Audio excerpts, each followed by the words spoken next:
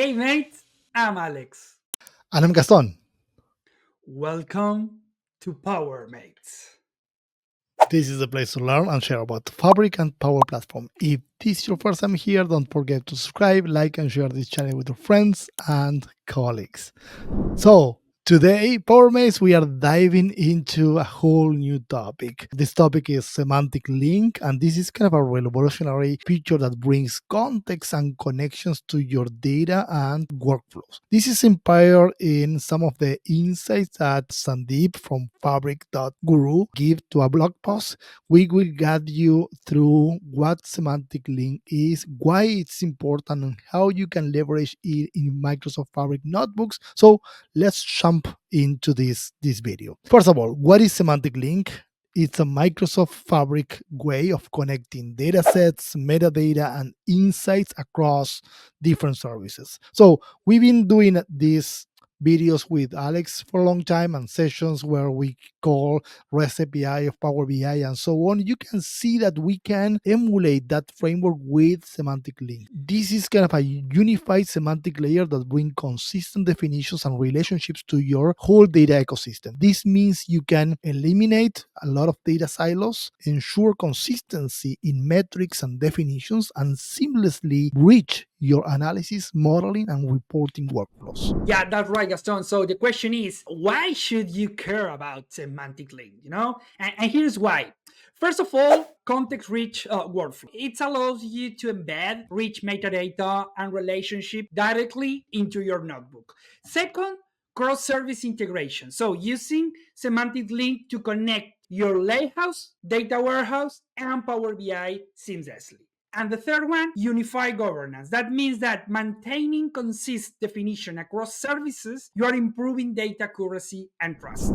Yeah, that is right, Alex. Let's see a little bit of semantic leak in action. For that purpose, let's go directly to my machine. So this is a screen where we can check that we have a notebook in Fabric. Let's check cell by cell what we are trying to do here. First of all, we are importing and Senpai Fabric as Fabric. We can kind of reduce this without the Fabric statement here, but we are importing a whole library that is a semantic link library. Mhm. Then we are defining a data set here that is more where we are going, and then defining the WS that is the workspace, and we are getting or connecting to one of the workspace. Once we run this, it's going to be importing all the library for us, and it's running the whole space with this framework.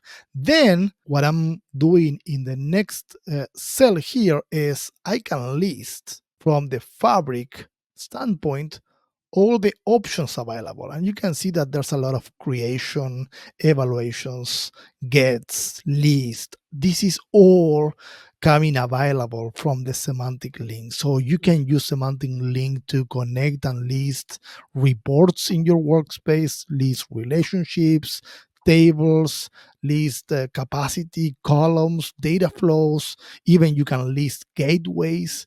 You can run notebooks from here. A lot of things that going on back in this framework. Then, just to showcase a little bit of what is doable, in this cell, I am listing all the workspace, and I can run this cell and check. This is all the workspace that I have available in my tenant. You can see that we have the capacity ID, we have the checking if the workspace belongs to a dedicated capacity or no, if they are read only, the type, if it's a workspace or admin insights, and the name of all the workspace. Um, Another thing that we can do here, in this next cell, I am listing all the tables in this data set. So if I run this one, this is one of the lake house that I have in this workspace, and running this command is going to be allowing me to check all the tables that I have in exactly that lake house. And last but not least, you can check the result here. I have three tables. One is the New York City taxi prep table, the other is the raw table. Then I have a product table back there in my lake house, and the row count because I add extended command here to change the data category and type and row count in each of them. And the last but not least, just to give you a little bit of an overview what's going on here, I can run this command to resolve a workspace ID. In this case, I send in the name of the workspace ID, PowerMates. This is one of my workspace, and I'm grabbing the ID, the internal ID for that workspace. There's so much that I can leverage from the semantic link in terms of definitions and to get more analysis out of that. What do you think, Alex? Yeah, that's awesome. And one point here is like semantic link doesn't stop a notebook. You know, imagine you have prepared inside in your notebook and now need to share them. So using semantic link, you can save and reach data back on your lakehouse or build a Power BI report that inherit the same definitions like profit margins or customer segments. Create a seamless transition from exploration to reporting without losing the context. My question for PowerMates, ready to harness semantic link? Here's how you can get started. As you can see, first of all, you need to enable semantic link in Fabric, importing the library, then leverage search definitions, and check that directory that we showcased before.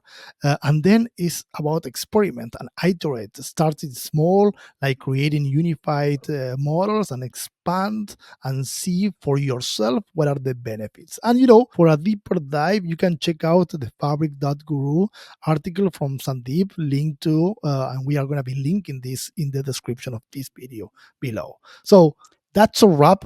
PowerMates Semantic Link is a really game changer for anyone working with data in Microsoft Fabric. My question for all of you is, how are you planning to use Semantic Link? Let us know in the comments below. So see you in the next video. As usual, PowerMate, don't forget to subscribe to our channel, hit that notification bell, and join us on this journey. Together, let's unlock the full potential of Power Platform and Microsoft Fabric. Yeah,